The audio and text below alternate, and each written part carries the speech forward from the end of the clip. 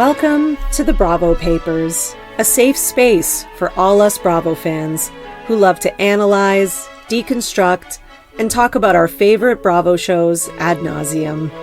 There's no such thing as overanalyzing or reading too much into your favorite Bravo shows and Bravo-lebrities here. So join me, Bravo and Botox, as I find the depth amongst the shallow.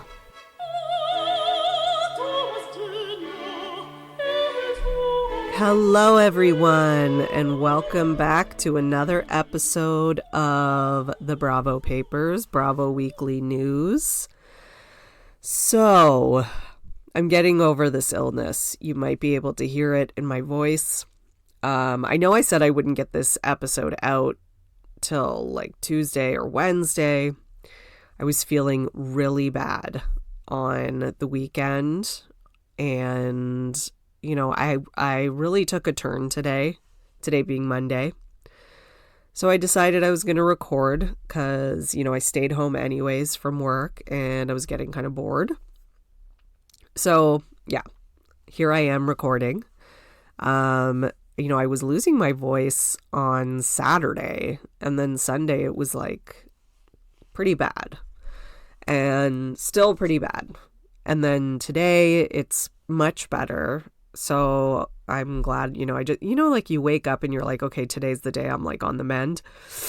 So that was today. So I'm sorry if I'm like sniffly or congested. You're just going to have to deal with it. Okay. Cause this is me. Take it or leave it. I also have my tea, which I may have to sip on. I can't pause it every time I need to take a sip of tea, even though I know it's annoying. Because I find, I don't know why, but for some reason when I pause it and then restart recording, I sometimes get this weird, like, thumping noise in the background, which I thought was because of another reason, but now it seems like that's the reason.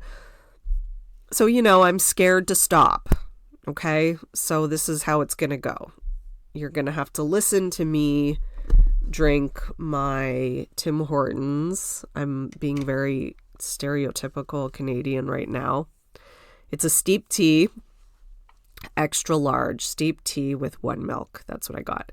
I brought my daughter to school this morning, picked it up, got home, took 1 Advil and 1 Tylenol. Because the thing that's really like lingering is like these like body aches, which I hate. Like, I can't stand that. And I had like a headache. I was like, ugh. So I got home and then I was like, okay, you know, I called in sick to work because I am sick. And yeah, I feel so guilty about that. Is that just me still? Even after the pandemic, I still feel guilty. Excuse me. I still feel guilty missing work, even when I'm like legit sick. So I stayed home. And I was like, okay, you know what I could do now? Sit in front of the fireplace, which I did, and type out the Bravo news. That'll make me feel better. And it did. I didn't think about the illness the whole time. So that's good. Before we start, please rate, review, and subscribe. 5-star ratings are greatly appreciated. I'm on YouTube, Twitter, X, Instagram, and join my Patreon. $5 a month gets you 4 extra podcasts a month. And I'm going to be, on my Patreon this week, I'm going to be going through all the Bravo shows that are on right now and giving my rating of them. Because now I think they're all far enough into the seasons that I can kind of like make an assessment. And then I'm also going to talk a little bit about Paris in Love and my thoughts about Kathy Hilton. So it's going to be, you know, I have thoughts. And for those of you who are dying for the next Richard Sisters episodes, it's coming. I know I said November. I'm the worst. It's just, I rewatched seasons 1 and 2, and this is how long it took. Okay. So I'm done with seasons 1 and 2, and I have all my notes and I'm ready. Because like, I need at least 2 seasons to talk about to really get any good like analysis on Kyle and Kim. there's a lot of Kyle and Kim in seasons 1 and 2.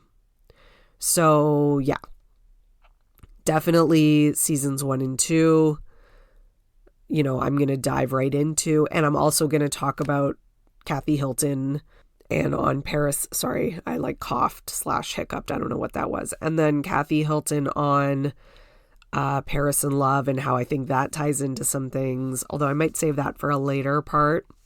So I think what I'll keep doing is rewatch a couple seasons, do the next one, because there is a lot of content. There's a lot to go through. So that one's coming. I'm going to have it out before Christmas.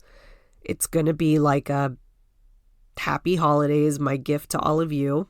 And I think you're going to like it because there was a lot of interesting stuff, little things that, unless you're really really, really, really looking, which I am because I'm doing this special episode, you might go by the wayside, or you may just not notice that I didn't even notice. And I've rewatched Beverly Hills multiple times, as embarrassing as that is. It's not my most rewatched Housewives show, but it's up there. It's definitely up there. Okay. So speaking of Real Housewives of Beverly Hills. Oh, wait, sorry. It is Tuesday, December the 5th, and I'm here to bring you your Bravo breaking news. There was kind of a lot this week. It's things kind of feel dead on social media for some reason. I think because of the holidays, people are maybe doing less. I've noticed, not as much people posting and stuff like that. I don't know. It just seems a little bit more dead. But that being said, there's still a lot happening. So let's start with Real Housewives of Beverly Hills, since we're kind of on that topic anyways. So Kyle Richards posted this whole repost from a therapist and said, basically this is what I was going through on the show, and this therapist, the way that they analyzed me and whatever is right on the money. So let me read you what it says. Okay, so I saved it here. So this is what the therapist wrote. This is my intuition about what is happening with Kyle. I believe she experienced depression and anxiety following the suicide of her best friend, Laureen. This loss was significant, etc. And I'm just going to sum it up for you guys. I'm not going to read everything, but basically, I believe Kyle is experiencing survivor's guilt and carrying shame, blame that isn't hers to carry. After this loss, I believe she expected emotional support from Mo that he was incapable, unwilling to provide. And this left Kyle feeling disappointed, resentful, betrayed. Kyle felt so many intensely painful and scary emotions that she realized she needed to do something with it, and she desperately wanted to avoid unhealthy coping mechanisms due to her family history of addiction. Then, she goes on about the addiction stuff, and that, Kyle's committed to addressing her emotions in a healthy manner. That led her to step away from alcohol. For years, she was an empathetic witness to her sister's alcohol addiction, and I think she consciously wanted to do things differently. Okay. Facts. Society is obsessed with alcohol, too. Living with alcoholism in the family tends to change your perspective. The over-focus about Kyle not drinking is insanity. If someone else's behaviors around alcohol is a problem for you, that's a you problem. I think this is the first time in Kyle's life that she's living for herself. Initially, she lived for her mom and sisters, then her husband and children. Now it's time for Kyle. Personally, I'm here for it and wishing her nothing but love, support, and success. I mean, so of course Kyle would repost this because it's a glowing review. Now, at the least, I think this person is a Kyle fan. So yes, they can be a therapist and they can be giving their analysis. They can also have a bias towards Kyle and like Kyle. To say that Kyle has been empathetic towards her sister's addiction issues is a bit of a stretch. I would not say that. And I would say that the way that she's dealing with Sutton's alleged drinking problems or whatever shows an even bigger lack of empathy towards addiction. So I find very puzzling. And I would think that they would notice that. So I don't know. Like, I disagree with that. And that's fine. We're allowed to disagree. So, you know, she can have a different perspective than me. I think the maybe most puzzling part is that, okay, so Kyle picked up on this. So I don't know if the therapist tagged Kyle, so that's a possibility. But, you know, Kyle says, like, this is really what I was going through, which, okay, great. I can see that. I think a lot of people have seen that. I've kind of seen people discussing this, like, oh, Kyle's like the idea that Kyle's gone through something because her friend committed suicide and that's what led to a lot of these changes. I've seen that theory I've seen somebody talk about it on Twitter. I saw someone post about it on Reddit. Like, this isn't the first time I've seen it. Now, maybe it's the first time Kyle's seen it, so that's fine. But the whole idea that, like, you know, this explains everything is, in Kyle's perspective, is crazy to me. This doesn't explain anything, Kyle. Like, yes, it explains maybe why you've adapted this new lifestyle changes, etc. And it explains some of the trauma, etc. that you've gone through. Yes, there's that. But what about the marriage? Like, this doesn't, I don't know. This doesn't, yes, it might explain maybe Mo wasn't there for you. But I think, you know, everyone suspects that there's more than that. And that, you know, there's cheating or infidelity or something like that. And you haven't still addressed that. And if it's just a matter of like, okay, you know, I went through a hard time, or I'm going through a hard time and my husband doesn't know how to support me. That's the kind of thing that's valid. And that's the kind of thing that, like, you know, you can go to couples therapy and the therapist can help you, can help the spouse learn how to support a spouse who's going through something like this or who's lost someone to suicide, right? Unless maybe they did, I don't know, but we haven't heard anything about that. Again, this is the problem, is like Kyle kind of wants to share, but not share enough. And then she shares at these like very random times and moments. And it's, you know, we're all like trying to piece it together like a puzzle. She keeps saying like she's been going through this, her and Mo are having a hard time, but it's not specific. Nothing is specific. Now, this post from this therapist is much more specific, but it's hard to believe that that's the only thing, because this is a 20+ year marriage with 4 children.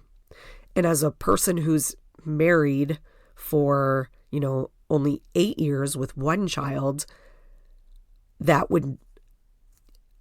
a huge decision to make. And I say it's even bigger for them, because they are so intertwined in terms of business, financials, just everything. So I don't know. It's hard for me to believe that just him not being capable of supporting her is the sole reason. And, you know, and then we're hearing from like Kathy Hilton and others that like, oh yeah, it's definitely over and she's never going to take him back. So there's got to be something else, Kyle. I can't believe that that's the only thing. And I'm not downplaying that as like not a serious thing. It is. It's just a little like, I just hate how Kyle's like giving herself a pat on the back for sharing this with all of us, when this is an analysis that a lot of fans had kind of made and a lot of people thought about already, and that doesn't change anything. You're still not telling us on the season when it was filming, you're still not really being open and honest about why you are ending a 20+ year marriage.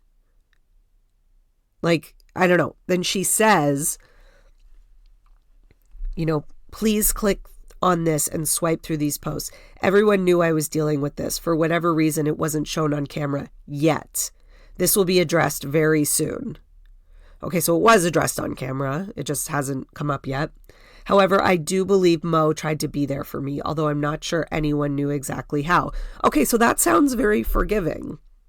So I do believe Mo tried to be there for me. So again, this doesn't explain then why this would be the reason you're getting divorced. Like, just this? There must be something else. There must be, I woke up and realized I don't love this man the same way. I've changed. Okay, anyone can leave a relationship at any time for any reason. Okay, because it's a free country and none of us should be chained to someone if we no longer love them or whatever. If that's the reason, then Kyle should say that or explain it. Or if it's that there's infidelity and this time she can't get over it, then, you're on the reality show, unfortunately.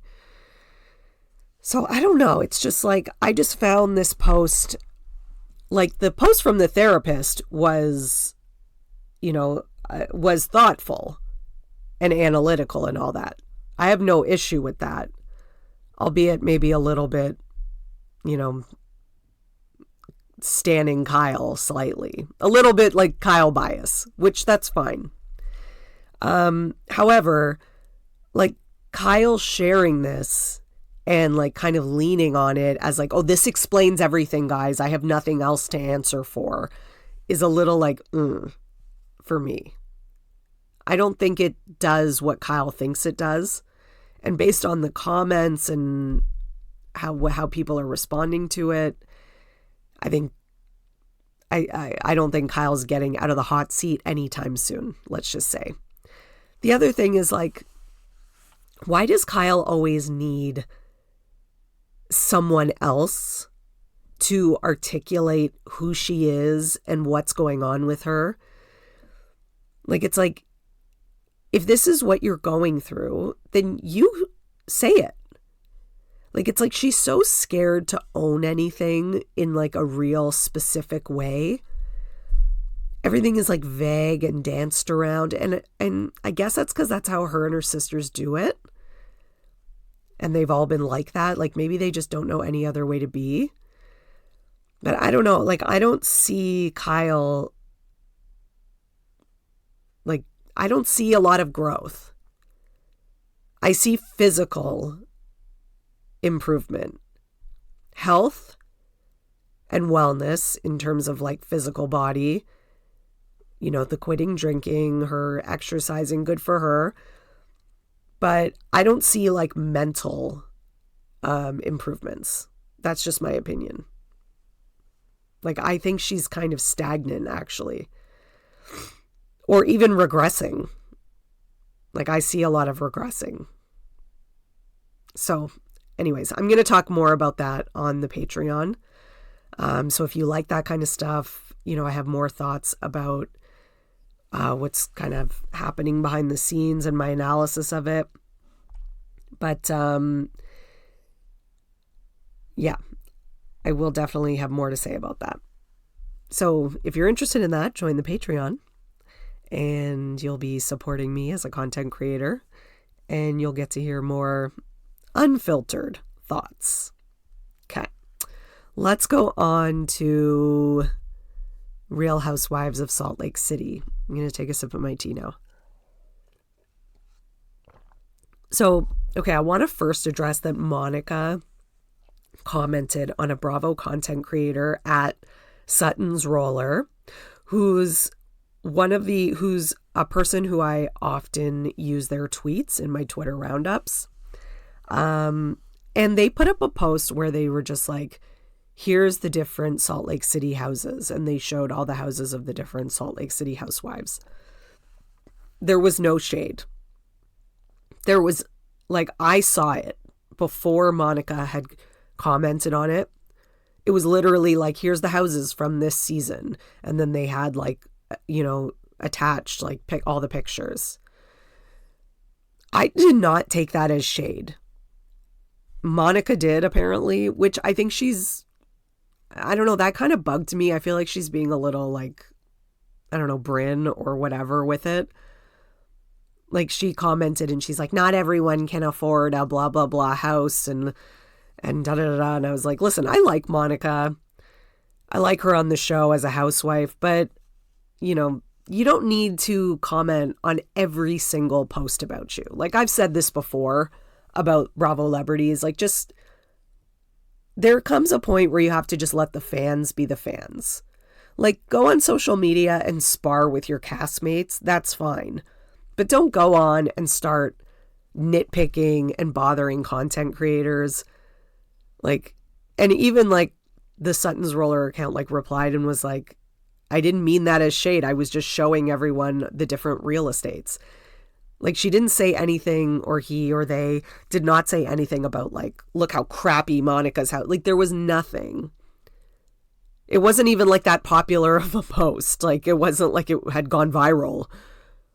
I don't know. It was just weird to me. Like, I was kind of like, Monica, maybe just like put your phone down, like go like touch grass or whatever Gen Z says. Okay. So Heather also, in other Salt Lake City news, Heather said in an interview that she doesn't think she can ever film again with Monica after the reunion. Oh, fuck off. Okay. Heather, too bad. Too bad. Like, just too bad. Go cry. Go write about it in your diary. I don't know what to tell you. Like, Monica has breathed new life into this franchise. She's brought this franchise from like one of, in my opinion, the worst franchises to the best. Not just one of the best, possibly the best right now. So get over it. And yeah, figure it out. You're going to have to figure, there have been much worse things than someone suing someone for botched Botox or whatever. There have been much worse things in Housewives that people have got past. Okay? Like, way worse. I mean, like, look at like the shit that like Teresa and Melissa have gone through back and forth over the years. And yes, I'm aware that they're not talking right now, but for the most part, they've actually, like, they had like a good few seasons in a row where they were able to like keep it together. There's been way worse. There's been like Candy and the like Portia Phaedra of it all, where like I understand Phaedra left. Now that was a reason for somebody to leave and not film with someone. Okay. But even Candy, like Portia, in my opinion, was just as much a part of that and just as guilty as Phaedra. I still to this day think she got off way too easy, but that's another topic for another day. But, Candy still filmed with her. Like, there's just been so much worse. So I don't care. Get over it, Heather. Heather also admits that she's on Ozempic, which, thank you for admitting it, Heather. We appreciate that. But that she hasn't gotten like big results. She's been on it for a while. She's lost like, I don't know, 5 pounds or something. So I don't know. If I was her, I'd go off it. I mean, if the most you've gotten in like 6 months or more is like 5 pounds, like you could do that just, by counting calories or something, like without maybe having this medication that you don't need to take. But I don't know, maybe she has other reasons and she does need it for other stuff. Either way, we appreciate that somebody is finally admitting it. Okay, let's go into something that's a little bit more serious, which is Lenny versus Lisa. God, this divorce is like exhausting. It's like we are part of this divorce, the audience, and I kind of wish we weren't. But Lenny is now suing Lisa for defamation of character over domestic abuse allegations. So Lenny did this whole post with like supposedly credible forensic pathologist letter, saying that he did not abuse her and, the bruises from something else and all this stuff. So First, he's got this whole like rant about how he's opposed to any forms of violence. And then he says, I'm not going to read the whole thing because it's boring and just BS. But he says, I have retained an attorney and filed a lawsuit to protect myself against this defamation. A highly credible forensic pathologist already investigated the case and confirmed that Lisa did not get the bruise as a result of any alleged violent dispute. Okay, here's the letter. So he said, your wife's photo found by searching for Lisa Hochstein on Google. The person in the photo is a 40-ish white female with 2 bruises. So apparently forensic pathologists say 40-ish in their letters. Seems a little unprofessional to me, whatever.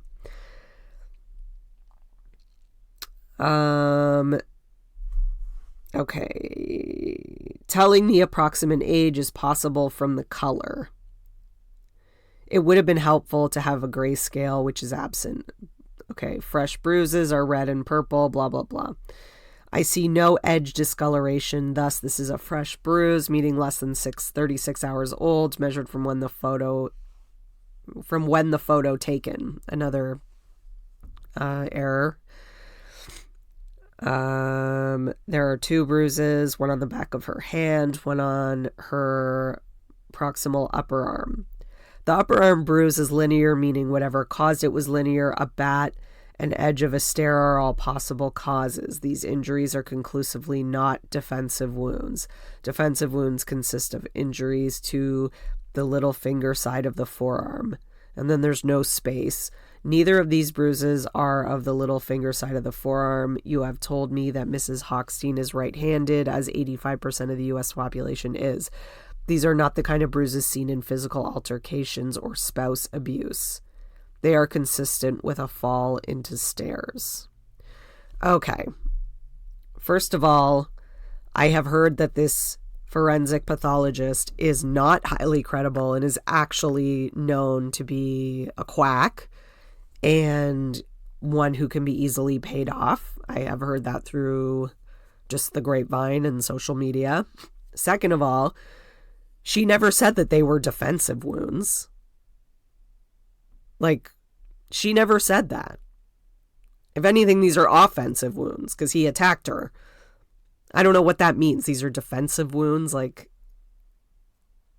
I guess saying like, okay, she got this bruise because she was defending herself from him. Like, okay. Then on top of that, he says these are consistent with a fall into stairs or a bat. Okay. So could Lenny not have pushed her into stairs or used a bat? Like, how does that prove anything? And then for him to say these are not the kind of bruises seen in physical altercations or spouse abuse. So it's not spouse abuse if they use a bat or if they push you into the stairs. Like, what? And on top of that, in physical altercations, a physical altercation can involve a weapon. Like, I get it. That's like assault with a weapon is different than like punching someone, I guess. If anything, it's worse though. A lot of people would say it's worse.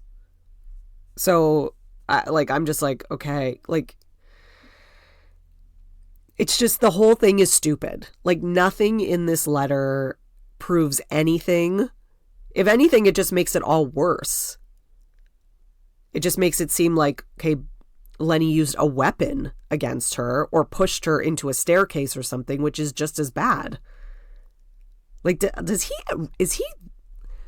it's really hard for me to wrap my head around because he's a doctor. Is he this dumb that he thinks that this letter from this guy who's known to be a quack, that this letter with 40-ish and missing words and sentences and clearly was not proofread, that this looks good for him? Like, give me a break.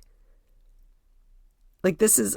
And I also saw, like, a lawyer commented on one of these posts and was like, Basically, you could pay anyone to write letters like these at any time, and it means nothing. So there's that too. So get a life, Lenny. And he's a dumbass for doing this defamation thing. Because, like, I don't think that Lisa would make this up, especially at this point into the divorce. So now you're going to say that she is making up stuff about domestic violence. Who knows what else she has? She might have other pictures that she's kept for, you know, just a time like this. And if they do have to go to court, like, I don't know. This guy is he's just the worst. Okay, let's talk about something a little more fun. So the Variety Women Gala happened. So that was where they had all like the most powerful women in reality TV. And Tamra posted a picture of her and Teresa. And as you know, there's been like it's been a little bit of a one-sided feud because, I don't know, it just kind of came out of nowhere, and it just seemed like Tamra was like trying to get attention on social media, which Tamra does that. And then Tamra just kept like bringing up Teresa and Louis like over, you know, when it wasn't really, like, she wasn't even a part of it. I don't know. It was weird. And I guess she posted now a picture of them and was like, it's all good. I was like, okay, Tamra. Like, Tamra's she'll just like, I feel like she's trying to find this like balance between like her podcast and like being in with like the popular housewives, or the housewives that she sees as like the powerful ones. And I think she just kind of realized that like this situation wasn't this beef, quote unquote, that she kind of forced.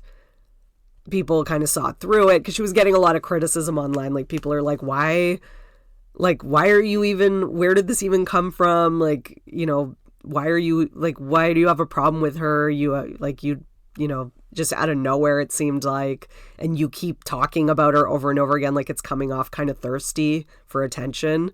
So I feel like now she's like, no, we're all good guys. We're like friends now, you know?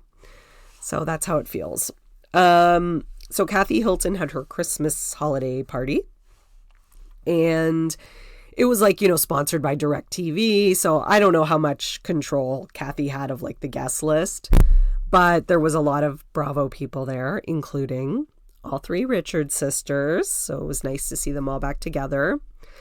James and Allie from Vanderpump Rules, Terry and Heather Dubrow, Gertie, Emily Simpson. So I'm assuming Gertie and Emily's husbands couldn't make it because they were riding solo. Brock and Sheena, Crystal and Rob, and then a bunch of people from Salt Lake City. So there was Mary Cosby, Angie, Whitney, Meredith Marks, right? They were all there. But just those four. So no Heather, no Monica. Teresa Giudice and Louis, Larsa and her guy, what's his name again? Marcus, Katie Maloney as well, and Olivia from Southern Charm, who I was like, she must have been like, I don't know. If I was Olivia, I would have been like, this is like a dream. Because Olivia's like the newest, kind of. And yeah, no, she's the newest. And she's like young, and she's only been on Southern Charm for a little bit, and she hasn't even been like a star, like key player until really this season, because I think this was a little bit of like a pity. Sorry if you could hear my Kleenex on the mic, by the way. It's just like the nose is very runny. Hang on. So she, you know, I think because like, you know, her ex and her friend hooked up, and it's sort of like a very mini watered down Scandival. And I think and of course, like her brother passing, I think, you know, she's getting a little bit more attention right now, which is fine. Like she deserves it. And, yeah, I think that's part of the reason that, you know, DirecTV would have put her on the list. And she's probably like, holy shit, went from like being this like regular average girl and, you know, Charleston to like being at Kathy Hilton's house. I don't know. I would think so. I think the rest of them are like kind of used to more of that, you know, like they've done that kind of stuff. You know, they've done more like quote unquote big shot stuff. But I think Olivia is the one to me that stood out. And maybe Allie too. James's Allie. I could see that too. It looked like a great time. Like, I wish I was there on the wall so I could like hear everyone's conversations. Then there was an after party at Crystal's, which included Brock and Sheena, Meredith and Seth, Emily Simpson, Larsa and Marcus, and Teresa and Louie. And then there were other people there, but I didn't recognize them. Like, I literally just pulled out the Bravo people that I recognized. Kind of related to this, Kathy Hilton revealed that she got basically an apology from Lisa Rinna, and that she sent her like a big bouquet of flowers. They spoke on the phone for 20 minutes and all is good now. Of course Lisa Rinna did that because she's not on the show anymore. Like, we all know, like, everything Lisa Rinna ever did was all for the show. Like, Lisa Rinna is like, I know like Erica likes to say like, I'm a showman, but like actually Lisa Rinna is a showman. And she's willing to throw anybody under the bus. Her friends' sisters, her best friends, like she'll do anything for like 15 more minutes and more money. So I could see that like now that they're both off the show, like I could see Lisa being like, yeah, I should probably apologize. Kathy and Paris, by the way, were on Watch What Happens Live, and they were asked if they were surprised by Mauricio and Kyle's split. And I thought their answers were like kind of interesting. So Kathy says yes, but it takes her a long time to answer. Like, she really thinks about that. And to me, that's not an answer that you should really have to think about. Like, if you were surprised by it, then you just say yes.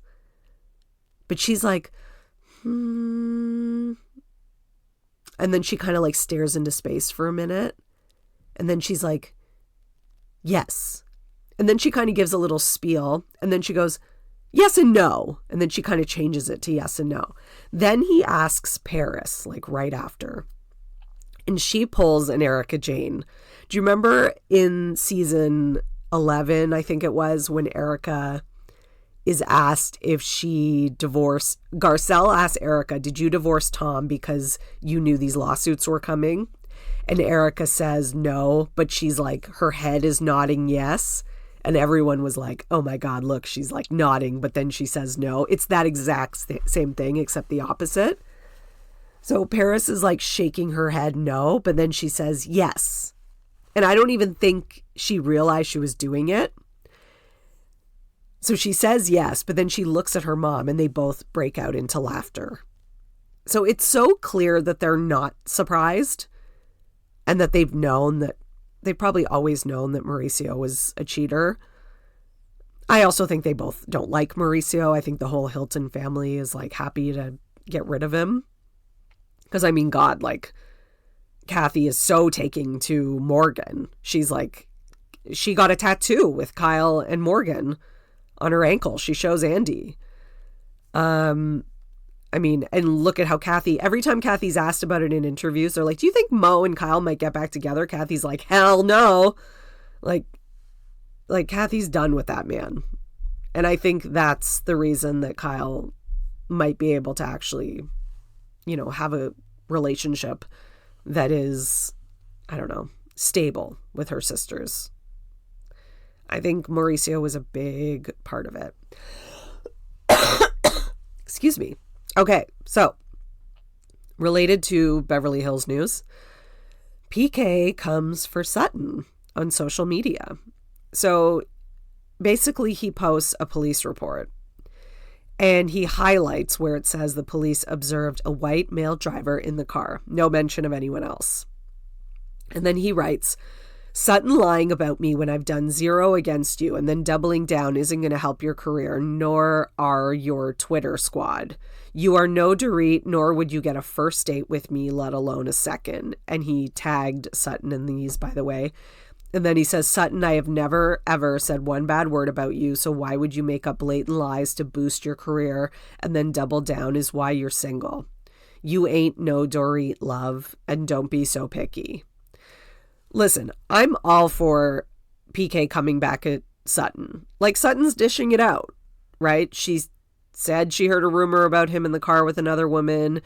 She made the joke about him, like, oh, if Dorit can fall in love with PK, maybe I should be less picky, right? So she jabbed at him. He can jab back. I have no problem with that. However, I think he needs to be a little bit more careful. Because, first of all, like, have a little bit of self-awareness, PK. Like, he must know that Dorit is way out of his league in terms of appearance. If we're just going by physical looks. Like, he's got to know that, right? And he's also kind of got to know, and looks are not everything. So that's why I think, like, I've never even heard people, like, question them as a couple until recently. Like, I've always thought they were good together as a couple. Because, like, she's kind of delusional. And, you know, does a lot of stuff that needs a delusional partner to buy into. I don't know. That sentence made no sense. But do you guys know what I'm saying? And I do think, but okay, all this being said, do I think Dorit would have given PK a chance and fallen in love with him if he came to her and he was like, I don't know, a cashier at the grocery store? Fuck no. Okay, let's just be honest. That doesn't mean that she didn't actually fall in love with him, etc. But she was probably partly attracted to, like, his business savvy, his success, the social circles he ran in, like, all that kind of stuff. The fact that he, like, knows celebrities and has managed people, like, all that was part of it. So PK needs to be careful. Because I have a feeling that he's, like, in a house of cards that's about to tumble. And I don't think Dorit's going to be there once it does, if I'm just being honest. So he's like, you ain't no Dorit, love. Like, it's like, okay. Again, like, you also need to have some self-awareness here, PK. Like, I would have gone with a more, like, I know I was lucky to land Dorit. She's amazing. But, you know, you saying that is rude. Like, really fucking rude. That would have been a better comeback. Because now it just sounds like he's coming for, like, single women in general. And that he's, like, putting single women down. And, like, saying, like, oh, women who are single they're just single because they're picky. Right? Even, which, like, this show is, you know, all the fans are women. And it's laced with misogyny, his comeback. It's just not it. So, in other news, not related to Beverly Hills, let's talk about, Scheana. Scheana just being Shishu. She doesn't know how to do anything else. So she does this whole speech on her podcast where, you know, she talks about the vacation that they went on, which was supposed to be Carl and Lindsay's wedding weekend. And she goes on and on about how it must have been so hard that this was supposed to be Lindsay's wedding weekend and we're all here, like, having a vacation and Carl's mom is there and she can't even imagine how hard it must be for Lindsay, like, on and on and on. Okay, but you still went, Scheana. And, like, I wasn't even mad that Scheana went because, like, I understood that Scheana and others had paid for this. So I got that. And, like, you know, Gabby went and Lindsay didn't seem mad at her and all that kind of stuff. However, I think they're actual friends. So I'm sure Gabby probably, like, texted Lindsay and they probably talked about it. So I think that's a little different. You know, it seems like Scheana's on Team Carl, to say the least. But anyways, she goes on. And then she says that she got this text from Lindsay and that Lindsay had heard from a few different people, 5 specifically, that basically that Scheana was talking shit and that she was making a joke about how next year at BravoCon, it was going to be her and Lindsay having to do the squash the beef thing that Andy makes people do because she came here on her wedding weekend on a trip. And that she was joking about that. The joke got back to Lindsay. Lindsay was hurt by it, texted Scheana and confronted her as Lindsay, whether you like Lindsay or not, you have to give it to her. She is straight up with people when stuff like this happens. Scheana says on the podcast that whoever heard her say it must have taken it in the wrong way, and that there's no way there was 5 different people. It must have just been one person. And that they made it out like Scheana was trashing Lindsay. And Scheana explained it in the text, but says that Lindsay didn't respond. Okay.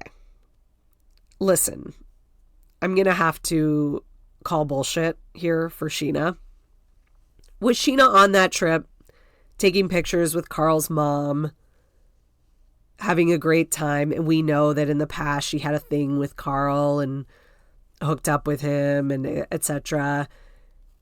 So do we know that Scheana has a proclivity for Carl and men in general over women? Yeah. If this was a one-off, I could maybe take Sheena's word for it. But this is like Sheena's pattern for 10 plus years. Sheena's still friends with all her exes. She still texts with like Rob, with Shay. Like, Scheana has this thing about being liked by men. Like, she just has to be liked by men. She wants to be in the boys' club so badly. Like, to the point that she will do things that make her own best friend, alleged best friend, Ariana, uncomfortable. Like, it never ends. Every time I try to give Scheana a chance, and like I gave her such a chance. Like, I was so proud of her last season when she told off Sandoval and she seemed to go like hard for Ariana. But then even at the reunion, I noticed that she was already like, I don't know. She was just already like a little too soft, in my opinion. Then we had the went and hung out at Sandoval's after party, at BravoCon, and now this. Sheena's just not a girl's girl, and she never will be. This is why girls don't mess with her. Okay? This is why, like, she has trouble, like, maintaining very close girlfriends. Honestly, that's a thing. So, not related, but in Vanderpump Rules news, Tom Schwartz put out a little, interview or whatever it was, and basically saying that Schwartz and Sandy's is hanging in there, but that they're resetting and that they're in a bit of a rebirth. Okay, what the fuck? So I think what he's saying is that it's not doing that well and that they're going to be rejigging it. But that's a bad sign. Because, like, why are you having to reset and rebirth something that was just born? It hasn't even been open that long. For how long has it been open? Like a year? Maybe a bit more than a year? And they're having to rebirth it already? And he confirms that Tom is doing well, but, like, he has hardly any ownership of that. So, oh, God, what a disaster. Also, Tom Schwartz and Whitney Rose were on Watch What Happens Live. I have to say, Tom Schwartz was genuinely flirting with her. I know this guy likes to pretend he's all like shy and has no game. He was blatantly flirting with her the whole episode. Even like at one point saying like he watched the episode where she was upset about her friend who died and he just wished he could hug her, and then they hug. And she keeps like looking at him and like smiling and laughing, and it was just very cringe because her husband was there in the front row. And I think if her husband wasn't there, those two would have been hooking up after. You heard it here first. Okay. I think we might hear about Whitney cheating on her husband at some point soon. I don't know if it'll be with Tom Schwartz, but I think I think she's half out the door of that marriage. In other news, Joe Bradley and Danielle from Summer House are dating. So Joe Bradley is from Southern Hospitality, which I don't watch, but I just wanted to share it because I know a lot of people do watch it. They seem like a D-list Bravo couple. Like, I know, like, maybe Bravo stars are essentially, like, C or D list already. But then if we're, like, rating Bravo stars, and if we have, like, the A-list Bravo star, you know what I mean? Like, A-list would be, like, Lisa Vanderpump and Kyle Richards and, like, Teresa Judah, right? And then, like, the D-list might be, like, Danielle and, like, Joe Bradley. Sorry. It doesn't mean that they're not. Maybe they'd be C. Maybe I could give them C's. Ooh, should I rate them all one day? Like, who's A, B, C, D? That would be fun. I love rating stuff. Maybe that's what I'm going to do for, like, the New Year's countdown. I wanted to do something, like something for New Year's, like something special for, like, New Year's holidays that wasn't, like, a regular news episode. Okay, it's on my list. I'm thinking about it. Okay. Leah is on OnlyFans. She's bragging that some of the pictures have been floating around, which, like, I don't love that. I don't think, like, there's any reason to, like, shame her. I got the impression that a lot of people were just like, these look so amateur, but I'm kind of like, isn't that what OnlyFans is? Like, isn't it just like, I took this, like, selfie naked? I don't know. I thought that was what it was. Either way, who cares? Because she said she made more in 1 week than she did doing, like, a week of filming on Bravo, where she had to sell her soul. That's what she said. So I'm like, okay, but that's not objective. That's subjective, Leah. Like, what constitutes selling one's soul is different depending on who you talk to. There's some people that if you talk to, taking a naked picture is selling your soul. There's, like, I don't think that, but there are some people who think that. On the other side, there are people who would say that, like, going on a reality show and, like, bickering with women about stupid things, like whether saying the F word is bad or not, some people would say that is selling your soul. Other people would say that's fluff. Who cares? You know what I mean? It just depends on who you talk to. So, I don't know. I feel like she's reaching here. And I think there's a little bit of, like, I burned my bridge with Bravo. And I hate Bravo, and I want everyone to know that I'm fine without it. And that, even if they did want me, I don't want them. Like, there's a little bit of, like, I wasn't fired, I quit. There's a little bit of that happening. Speaking of disgruntled ex-Bravo employees, Bethany says that she was told that NeNe had, quote unquote, scrubbed everything about her and them and their podcast off of Instagram. So she said because people kept bringing this up or tagging her, that she asked NeNe about it. And then NeNe said she was just cleaning up her Instagram. And Bethany's like, oh yeah, a lot of people do that. They like to have a certain look, a certain aesthetic, etc. I don't think that's why, Bethany. And then she's like, some people don't even like to promote podcasts. A lot of people don't like to promote podcasts. NeNe's not on the payroll. I was like, oh, that's interesting. So you didn't pay NeNe for this. Even though, part of the reason that she's on it is to talk about how she's been blackballed and been out of work for 8 years or whatever, or however long it's been. And you just admitted you didn't pay her. Okay. Anyways.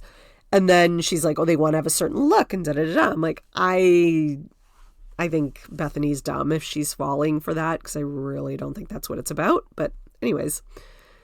And then Bethany mentions that basically NeNe told her that Bravo is not courting her and that, she's not, like, talking to them about returning or whatever, which is like, again, like, can you just let NeNe share that?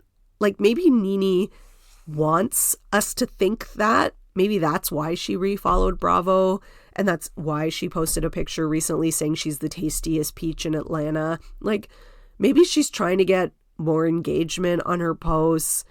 Maybe she's trying to, like, slowly, like, maybe she has a plan in her head. Just because she didn't share it with you verbally doesn't mean that she doesn't have her own plan. And now you're ruining it. Like, you're pulling the cover off because you just can never shut your mouth. Then she mentions that she has thousands of texts from Andy where he's talking negatively about NeNe. Okay, Bethany. I'm sure Bethany would never release them. because number one, I'm sure Bethany said just as many shitty things probably in those about NeNe as Andy did. So if you're going to show them, Bethany, you got to show your text too. That's all I'm going to say. Related to that, to Bethany and her podcast, Rachel Leviss also has a podcast called Rachel Goes Rogue. Okay. And it will be produced by iHeart Podcasts and Bethany Frankel / Just Be Podcast Network. Not surprised.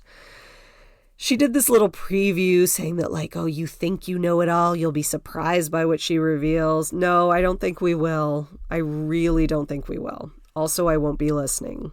And if there is anything of note, it'll probably come out in like the first episode and I'll just hear about it from someone who summarizes it because I'm definitely not listening.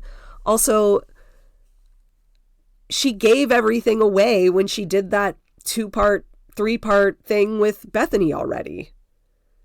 Like, I'll still never understand why she did that. That was such a dumb business move, although I guess she is kind of dumb. And who can listen to that girl's voice? Like, can you imagine just listening to just her for 45 minutes? I find it difficult to listen to her for like 30 seconds. And like in the preview, her voice is like just as shaky as ever. Like it's just, you know how they say people have like a face for radio? Like Rachel's like the opposite. She's like a pretty face with a voice that's just not good for podcasting or radio. It's just not. Okay, let's talk about, to end off today, Real Housewives of Orange County, because Alexis Bellino is allegedly, people are confirming that she's actually dating John Jansen and that it's not just like a friendship, according to a quote-unquote source from @glorified gossip girl. So again, this is an anonymous source. I don't know if this is 100%. We also found out that Taylor Armstrong is out, which is not surprising at all because she was pretty much useless and boring last season. And I just I don't know. I don't find her to be a good TV character. I didn't like her on Ultimate Girls Trip that much. I didn't even like her on Real Housewives of Beverly Hills. Of course she had a compelling story because of what was going on in her marriage, but just on her own as a personality, I've always found her to be meh. There's rumors that Alexis is in, but not confirmed. Although with all this John Jansen stuff happening, I could see it. It makes sense to me. Okay, everyone. So thank you so much for tuning in today. And for your patience with my 19th illness this season. I'm just, last year I had a good cold and flu season. I got one cold and it was very mild and I was on my merry way. This year, I'm not doing as well. I guess that's how it goes. So I hope you're all having a great December so far and you are now in the know for everything Bravo. I'll see you next time. Thanks for listening, everyone. If you enjoyed today's episode, please rate, review, subscribe, and share with a friend or 100 friends, whatever you want. You can follow me on Instagram @The Bravo Papers, or for my Twitter roundups, follow @Bravo and Botox. If you'd like to support me, please go to buymeacoffee.com/Bravo and Botox for some much needed caffeine support. And until next time, keep overanalyzing Bravo.